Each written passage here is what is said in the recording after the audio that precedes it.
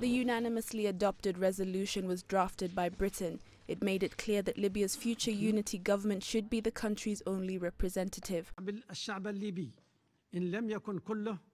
Most Libyans, and most likely all Libyans, understand that this agreement has resulted following 14 months of very difficult negotiations, and that this is the only hope for the restoration of the authority of state and to ensure that Libya doesn't disappear as a unified sovereign state. This agreement is the only hope for emerging from chaos and putting an end to bloodshed, the only hope we have to ensure reconciliation and understanding, to ensure that justice and the rule of law prevails following years and years of atrocities, of fear and insecurity both inside the country and outside, with Libyans as refugees and displaced individuals. 4 years after Muammar Gaddafi's fall, Libya is deeply fractured, with a self-declared government in Tripoli and an internationally recognized one in the east, each backed by coalitions of former rebels and militias. Some members of the Libyan factions reject the peace deal. UN diplomats and officials say that they are worried that the precarious agreement in Libya could fall apart in coming days or weeks. With the agreement now signed, now is the moment for all member states to cease support to and official contact with any parallel Libyan institutions outside of the agreement that claim to be the legitimate authority. Doing so is essential to maintaining the integrity and unity of Libyan state institutions, including state financial institutions and the National Oil Company. The resolution said the Council welcomed the formation of a so-called Presidency Council in Libya and urged it to form a unity government within 30 days. The chiefs of the two rival parliaments already have rejected the UN deal and wanted for more time to negotiate a Libyan initiative, though diplomats say both men could face international sanctions for blocking a vote on the agreement. Catherine Ogunde, CCTV. Let's get more on this developing story from our correspondent Adel Mahroui. He's live in Cairo. Adel, what does this endorsement by the United Nations Security Council mean for the stability of Libya? Well, if we talk about in terms of international politics, it's definitely a good support for hopefully when it forms the upcoming unity government.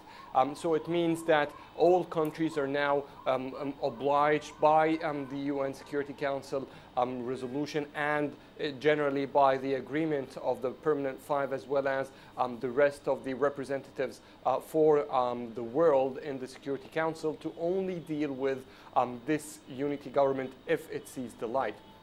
And that's one side for it. But if we talk in principle about how effective is that, or how effective will that reflect on the Libyan factions, it's not very much likely to change anything on the ground, because basically when most factions agree about it, and then still we have some groups, hardliners in both sides, whether in Tripoli or in Tobruk, east and west, still rejecting the peace deals, and some of these groups are militias with weapons on the ground. It means that they can easily hinder this process from seeing the light or from moving forward at the same time. Now, there is a deadline by the UN for 30 days for the newly appointed Prime Minister or the Presidential Council, and then yield this unity government. The Presidential Council will have representatives from all factions, and they will be responsible to lead the country through this transition. They have 30 days, and that's not a very big time for the differences that we've seen take years between Libyan factions,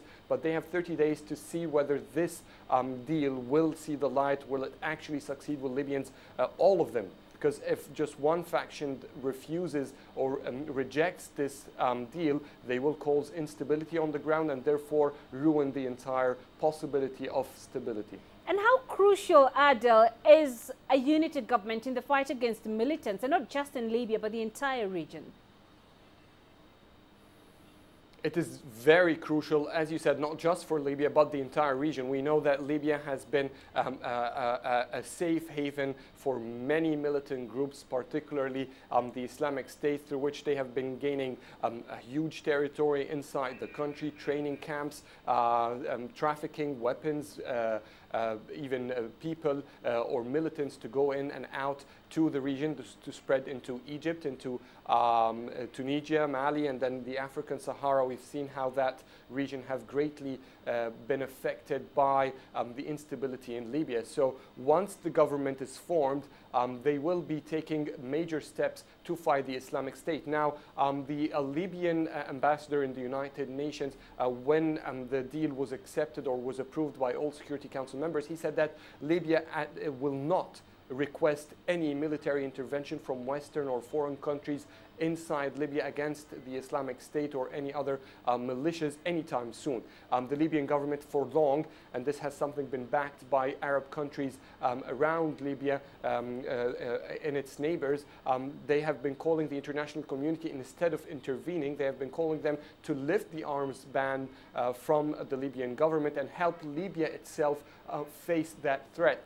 So if a unity government sees the light, definitely the next step will be negotiating the arms ban that has been imposed since Muammar Gaddafi was ousted and then killed. And if that takes place, if a unity government is there, definitely the international community will feel more comfortable in giving arms and sending support to a unified Libyan military, and therefore take a major step or a major breakthrough in this fight against terrorism in the region. All right, Adel Mahroui live in Cairo. Thank you.